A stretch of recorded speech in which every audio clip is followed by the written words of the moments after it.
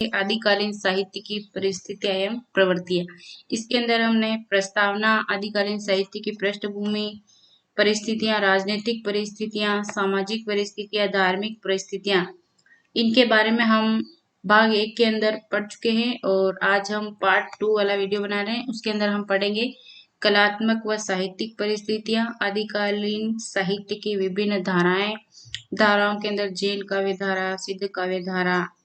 ठीक है फ्रेंड्स, आज के लिए सिद्ध काव्य धारा तक पढ़ेंगे और पार्ट 3 के अंदर हम पढ़ेंगे नाथ साहित्य और वीर काव्य धारा, रासो काव्य धारा और आदिकालीन वीर गाथात्मक काव्यों की प्रवृत्तियां हम पार्ट 3 के अंदर पढ़ेंगे। तो फ्रेंड्स शुरू करते हैं कलात्मक व साहित्यिक परिस्थितियां। तो फ्रेंड्स अपना पॉइंट है कलात्मक और साहित्यिक परिस्थितियां। फ्रेंड्स आपने अभी तक चैनल को सब्सक्राइब नहीं किया है तो प्लीज चैनल को सब्सक्राइब कर लीजिए। इससे हमारे द्वारा जो भी वीडियो अपलोड की जाएगी वो आपको सबसे पहले मिल जाएगी और आपके एक सब्सक्राइब, एक लाइक से, एक शेयर से हमें बहुत मोटिवेशन मिलेगा कि हम आपके लिए ऐसे ही एजुकेशनल यूजफुल वीडियोस लाते रहें। तो फ्रेंड्स शुरू करते हैं कलात्मक और साहित्यिक परिस्थितियां। कला और साहित्य की दृष्टि से यह काल बहुत समृद्ध है। 8वीं से 12वीं शताब्दी तक स्थापत्य, वास्तुकला आदि के क्षेत्र में भारत ने बहुत प्रगति की। दक्षिण के चोल, चालुक्य और होयसलों ने मंदिर निर्माण तथा प्रतिमा निर्माण में विशेष रुचि प्रदर्शित की। इसमें निरंतर स्थापत्य तथा वास्तुकलाओं में निखार तथा सूक्ष्मता आई। मंदिरों में देवी देवताओं के साथ रानियों की भी प्रतिमाएं रखी जाती थी। मूर्तियों के अलावा चित्रपट भी होते थे जिनमें नृत्य, संगीत, युद्ध और प्रणय के दृश्य उत्कीर्ण थे। उत्तरी भारत में भी इस काल में बड़े बड़े श्रेष्ठ मंदिरों के निर्माण कराए गए। खजुराहो, भुवनेश्वर, पुरी, कोणार्क, मथुरा, वाराणसी, दिलवाड़ा में सुप्रसिद्ध मंदिरों का निर्माण इसी काल में हुआ। ये बहुत इंपॉर्टेंट है फ्रेंड्स। जो फेमस भुवनेश्वर, पुरी, कोणार्क, मथुरा, वाराणसी, दिलवाड़ा फेमस जो मंदिर है ना, उनका निर्माण इसी काल में हुआ। दक्षिण और उत्तर के इन मंदिरों में अपार धन संपत्ति एकत्रित थी। ये मंदिर सामाजिक और सांस्कृतिक केंद्र भी थे। सोमनाथ मंदिर का कई गांवों पर शासन था तथा व्यापार में भी इसकी हिस्सेदारी थी। ये मंदिर मुस्लिम आक्रमणकारियों की धन लिप्सा की तृप्ति के साधन बन गए। साहित्यिक दृष्टि से इस काल में संस्कृत, प्राकृत और अपभ्रंश भाषाओं में साहित्य सृजन हो रहा था। यद्यपि यह अवहट्ट, अपभ्रंश और पुरानी हिंदी का काल है, तथापि इस काल में संस्कृत में विभिन्न विधाओं में उत्कृष्ट रचनाएं लिखी गई। कुछ रचनाओं के नाम इस प्रकार है। कविराज लिखित राघव पांडवीय, अभिनवकृत रामचरित, अमरचंद सूरी कृत बाल भारत, रत्नाकर कृत हरिविजय, शिव स्वामी कृत कष्किणाभ्युदय, क्षेमेंद्र कृत रामायण मंजरी, बृहत कथा मंजरी, श्रीहर्ष रचित नैषधीय चरित जैसे अनेक ग्रंथ इस काल में रचे गए। संस्कृत में गद्य काव्य का उत्कर्ष भी इसी काल में हुआ। बाण भट्ट की कादम्बरी इसका एक श्रेष्ठ उदाहरण है। इंपॉर्टेंट है, बाण भट्ट की कादम्बरी इसका एक श्रेष्ठ उदाहरण है। धनपाल रचित तिलक मंजरी भी एक उल्लेखनीय रचना है। ठीक है, तिलक मंजरी की रचना किसने की? धनपाल जी ने। और कादम्बरी की रचना बाण भट्ट ने की है। इसी काल में त्रिविक्रम भट्ट कृत नल चंपू, सोमदेव चरित, सोमदेव रचित यश तिस्तिल चंपू, हरिश्चंद्र रचित जीवंतर चंपू आदि चंपू काव्य भी लिखे गए। सोमदेव ने कथा सरित सागर की रचना भी इसी काल में की। राजशेखर कृत बाल रामायण और बाल भारत, जयदेव कृत प्रसन्न राघव, रवि वर्मा कृत प्रद्युम्नाभ्युदय, जयसिंह सूरी रचित हम्मेर मदमर्दन जैसे नाटक भी इस काल में लिखे गए। इन सभी प्रवृत्तियों का प्रभाव अपभ्रंश यानी पुरानी हिंदी में रचना कर्म पर भी पड़ा। आचार्य हजारी प्रसाद द्विवेदी ने ठीक ही लिखा है। आधुनिक युग आरंभ होने के पहले हिंदी कविता के प्राय 6 अंक है। डिंगल कवियों की वीर गाथाएं, निर्गुणियां, संतों की वाणियां, कृष्ण भक्तियां, रागानुमा भक्ति मार्ग के साधकों के पद, राम भक्तियां, वेदी भक्ति मार्ग के उपासकों की कविताएं, सूफी साधना से पुष्ट मुसलमान कवियों के साथ ऐतिहासिक हिंदू कवियों के रोमांस और रीति काव्य, हम इन छहों धाराओं की आलोचना अलग अलग करें तो देखेंगे कि ये छहों धाराएं अपभ्रंश कविता का स्वाभाविक विकास है। जैनों बुद्धों सिद्ध जैनों बौद्ध सिद्धों की अधिकांश रचनाएं अपभ्रंश अवहट्ट भाषा में निबद्ध है। नीति परक, श्रृंगार परक, उत्कृष्ट अपभ्रंश के दोहे मुक्तक काव्य परंपरा की अनुपम कड़ी के रूप में उपलब्ध हैं। शिथिल प्रबंध धर्मी रासक काव्यों में संदेश रासक अवहट्ट भाषा की श्रेष्ठ रचना है। ठीक है, जो संदेश रासक है वो अवहट्ट भाषा में लिखा गया है। अब अपना अगला पॉइंट है आदिकालीन साहित्य के विभिन्न धाराएं। ठीक है, आदिकालीन साहित्य की विभिन्न धाराएं कौन कौन सी हैं उनके बारे में विस्तार से पढ़ेंगे। तो आचार्य हजारी प्रसाद द्विवेदी ने कहा है कि आदिकाल में काव्य की इतनी प्रवृत्तियां हैं कि उन्हें एक नाम से संबोधित नहीं किया जा सकता, इसलिए इसे आदिकाल के नाम से ही पुकारना समीचीन रहेगा। आचार्य रामचंद्र शुक्ल ने वीर काव्य के अतिरिक्त काव्य धाराओं को धार्मिक काव्य कहकर साहित्य की मुख्य धारा से बाहर रखा, इसलिए इस काल को वीर कथा काल कहा। किंतु आचार्य शुक्ल ने परवर्ती समीक्षकों और साहित्यकारों ने पाया कि जिन काव्य धाराओं की शुक्ल जी ने धार्मिक साहित्य कहकर उपेक्षा की थी, उनका भी उतना ही महत्व जिनका वीर कथा काव्य धारा का। इस काल की विभिन्न काव्य धाराएं हिंदी साहित्य के विकास की आधारभूमि तैयार करती हैं, अतः इन सभी प्रवृत्तियों का अध्ययन करना जरूरी है। यहाँ हम आदिकालीन साहित्य की विभिन्न धाराओं का परिचय दे रहे हैं। अब हम पढ़ेंगे जैन काव्य धारा। ठीक है, जैन काव्य धारा प्राचीन काल में भारतवर्ष में जैन धर्म का उन्मेष बौद्ध धर्म के उन्मेष के साथ ही हुआ। यह अलग बात है कि बौद्ध धर्म का प्रसार भारत के अलावा विदेशों में भी हुआ। ठीक है, बौद्ध धर्म का प्रसार भारत के अलावा विदेशों में भी हुआ, जबकि जैन धर्म का विस्तार देश के पश्चिमी भाग अर्थात राजस्थान, गुजरात आदि तक सीमित रहा। जो जैन धर्म है उसका विस्तार पश्चिमी भाग में राजस्थान, गुजरात तक सीमित रहा। बौद्धों की तरह जैन धर्मावलंबियों ने भी अपने धर्म का प्रचार आम बोलचाल की भाषा में ही किया। साथ ही जैन धर्म के कवियों ने परंपरा में प्रचलित कथाओं तथा स्वकल्पित कथाओं को अपने धर्म प्रचार का माध्यम बनाया। 13वीं शताब्दी के आसपास जैन कवियों द्वारा रचित अनेक रचनाएं प्राप्त होती हैं, जिनकी भाषा अपभ्रंश है। जैन धर्म से संबद्ध अनेक रचनाएं संस्कृत तथा प्राकृत में भी लिखी गई, किंतु जैन कवियों की जो रचनाएं आदिकाल की अवधि में आती हैं उनकी भाषा अपभ्रंश है। अपभ्रंश भाषा में कौन सी रचनाएं आती हैं? जो आदिकाल की अवधि में आती हैं जो रचनाएं जैन कवियों की। पश्चिमी भारत के चालुक्य, सोलंकी तथा राष्ट्रकूट राजाओं के संरक्षण में जैन कवियों ने जिन रचनाओं का प्रणयन किया वे काव्यत्व, भाषा, छंद आदि की दृष्टि से अपभ्रंश साहित्य के उत्कर्ष की ओर संकेत करते हैं। ये था जैन काव्य धारा। अब हम पढ़ेंगे सिद्ध काव्य धारा।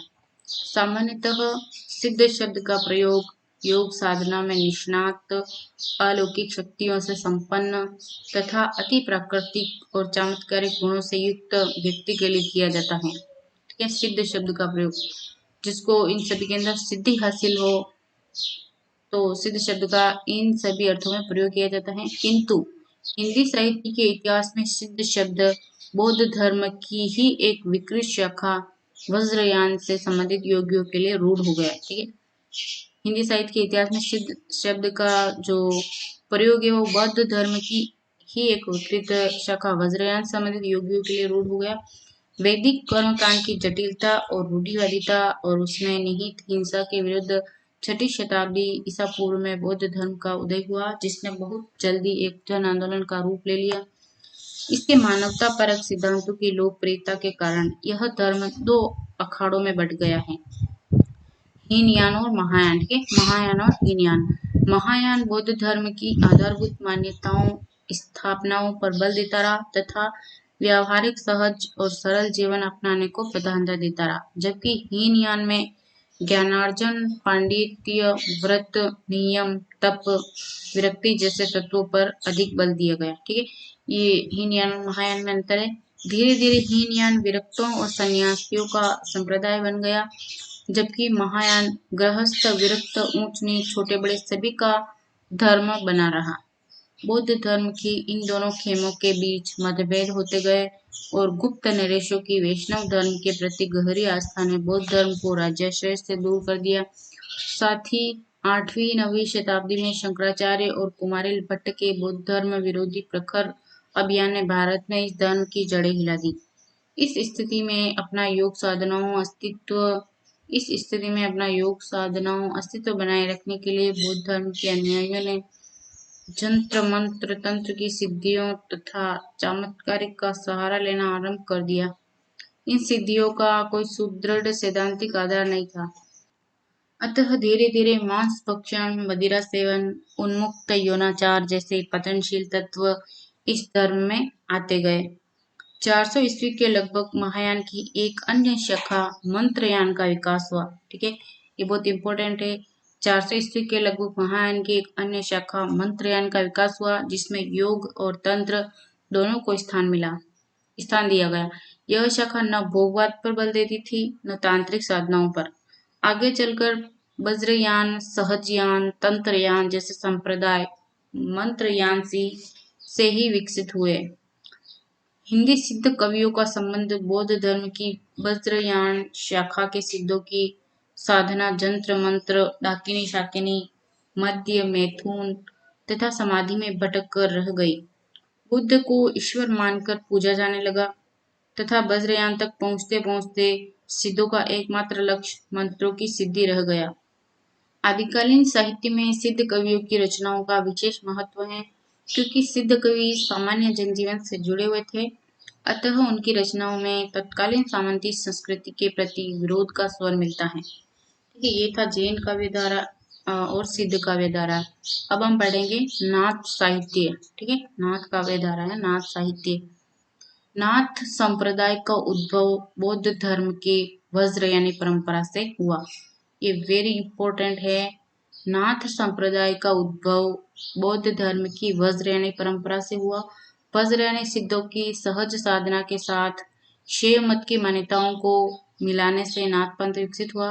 नाथ पंथ का जन्म तो वज्रयान से हुआ, किंतु उसका पोषण शैव मत की गोद में हुआ। वस्तुतः सिद्धों की विकृत काव्यधारा और तांत्रिक साधना का परिष्कृत रूप नाथ योगियों ने प्रस्तुत किया। नाथ पंथ के प्रवर्तक आदिनाथ, ठीक है, नाथ पंथ के प्रवर्तक आदिनाथ अर्थात शिव माने जाते हैं। तो नाथ पंथ के जो प्रवर्तक है वो कौन माने जाते हैं? शिव अर्थात आदिनाथ, जिनके प्रमुख शिष्य के रूप में मच्छेंद्र नाथ का नाम आता है। मच्छेंद्र नाथ के शिष्यों की परंपरा काफी विस्तृत है, किंतु उनके प्रमुख शिष्य गोरक्षनाथ थे। ठीक है, जो मच्छेंद्र नाथ है उनके प्रमुख शिष्य कौन थे? गोरखनाथ या गोरक्षनाथ थे, जिन्होंने नाथ पंथ का इतना उत्कर्ष किया कि यह पंथ संपूर्ण भारतवर्ष, नेपाल और अफगानिस्तान तक फैला। ठीक है, जो नाथ पंथ है कहाँ तक फैला? संपूर्ण भारतवर्ष, नेपाल और अफगानिस्तान तक फैला। नाथ पंथ को विस्तार देने में जालंधर नाथ, गोरक्षनाथ, मच्छेंद्र नाथ तथा कृष्णनाथ योगियों का विशेष योगदान रहा है। ये बहुत इंपॉर्टेंट है। नाथ पंथ को विस्तार देने में किसका योगदान रहा? तो जालंधर नाथ, गोरक्षनाथ, मच्छेंद्र नाथ तथा कृष्णनाथ योगियों का विशेष योगदान रहा। इन चारों विषयों में अनेक किंवदंतियां और दंत कथाएं आज भी प्रचलित है। नाथ योगियों ने वज्रयान को विकृतियों से मुक्त कर शैव मत के आधार पर शुद्ध यौगिक संप्रदाय के रूप में प्रतिष्ठित किया। नाथ योगियों ने हिंदू तथा मुसलमान दोनों धर्मों के लोगों को अपने पंथ में शामिल किया। साथ ही निम्न जाति के लोगों को भी नाथ पंथ का अनुयायी बनाया। नाथ योगियों ने भारत की योग परंपरा को प्रतिष्ठित कर इस पंथ को सामान्य जन से जोड़ दिया। ठीक है, नाथ योगियों ने भारत की योग परंपरा को प्रतिष्ठित कर इस पंथ को सामान्य जन से जोड़ दिया। इस संप्रदाय में दीक्षित साधु अपने नाम के आगे नाथ शब्द जोड़ते हैं। नाथ पंथ को अनेक नामों से पुकारा जाता है। कान छिदवाने के कारण कनफटा संप्रदाय, ठीक है, नाथ पंथ को कनफटा संप्रदाय, योग मत, योग संप्रदाय, अवधूत संप्रदाय आदि, ठीक है, योग संप्रदाय, अवधूत संप्रदाय, ठीक है, ये उपनाम है नाथ पंथ के या नाथ संप्रदाय के। ये इंपॉर्टेंट है सारे नाम। एक तो है कनपटा संप्रदाय, योग मत, योग संप्रदाय और अवधूत संप्रदाय। किंतु नाथ संप्रदाय सबसे लोकप्रिय नाम है। जो लोकप्रिय नाम है वो नाथ संप्रदाय है और बाकी इसके उपनाम है ये सारे। अब हम पढ़ेंगे वीर काव्य धारा। ठीक है, वीर काव्य धारा जिसके अंदर रासो काव्य धारा अथवा चारण काव्य धारा।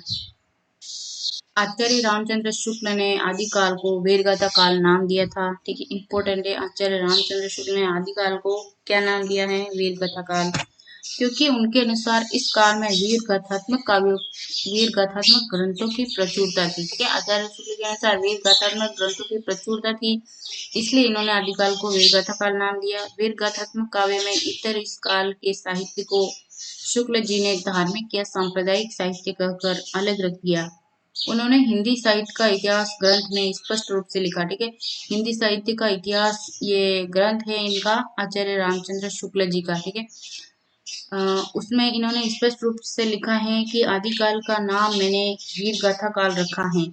उक्त काल के भीतर दो प्रकार की रचनाएं मिलती हैं, अपभ्रंश की और देश भाषा यानी बोलचाल की। अपभ्रंश की पुस्तकों में कई तो जैनों के धर्म तत्व निरूपण संबंधी हैं जो साहित्य की कोटि में नहीं आती और जिनका उल्लेख ये दिखाने के लिए किया गया है कि अपभ्रंश भाषा का व्यवहार कब से हो रहा था। साहित्य कोटि में कुछ तो भिन्न भिन्न विषयों पर फुटकर दोहे हैं जिनके अनुसार उस काल का कोई विशेष प्रवृत्ति निर्धारित नहीं हो सकती। आचार्य शुक्ल ने आदिकाल के लक्षण निरूपण के संदर्भ में इन 12 ग्रंथों का उल्लेख किया। विजयपाल रासो, हम्मीर रासो, कीर्तिलता, कीर्ति पताका, सुभान रासो, विसलदेव रासो, पृथ्वीराज रासो, जयचंद्र प्रकाश, जय मयंक, जस चंद्रिका, परमाल रासो, खुसरो की पहेलियां, विद्यापति पदावली। इनमें से विद्यापति पदावली तथा खुसरो को शुक्ल जी ने वीर गाथा काव्य से अलग माना है, किंतु वीर गाथात्मक काव्य अथवा रासो काव्य परंपरा आदिकाल की एक प्रमुख काव्य प्रवृत्ति है। अब हम बढ़ेंगे रासो काव्य। ठीक है, रासो काव्य बहुत इंपॉर्टेंट है। रासो या रासक नाम की कृतियां पहले पहले अपभ्रंश भाषा में मिलती हैं।